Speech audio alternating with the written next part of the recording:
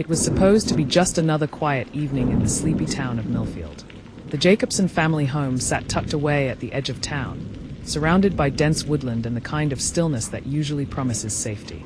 But on the night of November 12, 1998, that quiet was shattered by flames that lit up the sky like a beacon. A house fire. An entire family, mother, father, and their 2 children, presumed dead in the blaze. Authorities ruled it a tragic accident. Case closed. But as the smoke cleared and decades passed, one thing became disturbingly clear. Not everything that burns is destroyed. Some secrets just smolder beneath the ashes, waiting to reignite. This is the story of the fire that may have covered up a crime, a tale of hidden basements, missing evidence, and a town that never asked the right questions. It started at 2:47 a.m. Emergency services were alerted by a neighbor who saw the sky flickering through their window. By the time fire trucks arrived, the Jacobson home was engulfed. Nothing could be done. The heat was too intense. The roof collapsed. Windows exploded. It was a fire that moved unnaturally fast. When the flames were finally subdued hours later, the house was nothing more than a smoldering skeleton. Investigators found charred remains believed to be adults and children. The medical examiner assumed the bodies belonged to Harold and Linda Jacobson and their 2 kids, Ethan, 8, and Lily, 5. What wasn't found, however, was just as critical. No accelerants, no obvious point of ignition, and most notably, no clear cause. The fire marshal initially listed the fire as undetermined, but pressure from local officials led to it being officially labeled an accident, likely a space heater malfunction. With the town grieving, nobody questioned the decision. Except one person, Linda's sister, Marlene. Marlene knew Linda better than anyone. Her sister was careful, methodical. She didn't leave heaters running at night. And what's more, Linda had called her just hours before the fire. According to Marlene, Linda sounded nervous, distracted. She said something strange. Marlene told investigators. She said, "If anything happens to me, look in the basement." Then she hung up. The police wrote it off as a vague and irrelevant comment. The house was destroyed. There was no basement left to search. But Marlene couldn't let it go. A year after the fire, Marlene hired a private investigator named Craig Dillon. Dillon reviewed the original blueprints of the Jacobson home and confirmed something chilling. There was a basement. But the fire report made no mention of it. Even stranger, rescue crews who responded to the fire claimed they saw no stairs leading down. Could someone have covered it up before the fire? Then came a discovery that changed everything. An anonymous tip led Dillon to a retired fireman who had worked the scene. The man, speaking under condition of anonymity, claimed he saw a hatch in the kitchen floor, a hatch that led to a locked door. He had flagged it to the fire marshal, but nothing was done. Days later, he was told to keep quiet. Dillon's investigation hit a wall when he tried to access the official fire report and autopsy results. Pages were missing. Key witness statements were redacted.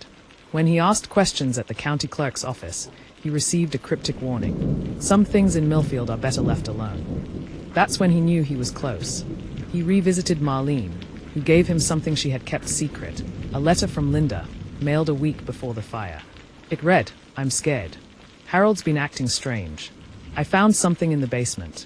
I think we're in danger." The letter was dated November 5, 1998, 7 days before the fire. Digging into Harold Jacobson's past revealed a side of him the town never knew. On the surface, Harold was a respected accountant and Little League coach. But according to financial records, he was also laundering money, large sums that couldn't be explained by his job. What was in the basement? Dillon believed it was a hidden room where Harold conducted his illegal activities. And maybe, just maybe, someone found out. The theory, Harold was being blackmailed. When Linda found out, she threatened to go to the police. And someone, either Harold or the people he was dealing with, decided to make sure she never did. The fire wasn't an accident. It was a cover-up. The biggest twist came when a new DNA analysis was conducted on the remains found in the house. It was routine work, part of a cold case backlog project by the state. The results shocked everyone. Only one set of remains belonged to a child. There were no remains matching Lily's DNA. The theory exploded. Did she survive? Was she taken? Dillon followed a lead to northern Vermont, where a woman named Elise Harper had contacted authorities after reading about the case online. She believed she might be Lily. A DNA test proved she wasn't. But it reignited the case. And the question remained, where is Lily Jacobson? Dylan's final breakthrough came from a dying confession by a former deputy. The man revealed that Sheriff Wayne Dobson, Millfield's beloved lawman, had ties to Harold Jacobson. The two were childhood friends, and when Harold got into trouble, Dobson cleaned it up. According to the deputy, Dobson was at the scene before the fire department arrived. He had keys to the house. He was seen carrying a duffel bag out of the burning building. The contents of that bag remain unknown. The deputy ended his confession with these words: Harold didn't kill them, but he knew who did, and he let them. Today, the site of the Jacobson home is just an overgrown lot, fenced off and ignored by the town that would rather forget. But Marlene hasn't stopped searching. Every year, on the anniversary of the fire, she leaves flowers at the edge of the property, along with a note that reads, "We will find the truth." The case remains unsolved. Theories abound: arson to cover up financial crimes, murder disguised by tragedy, or even a child kidnapped and raised in silence. Yet none of them have been conclusively proven. All that remains are the ashes, the questions, and the haunting absence of closure.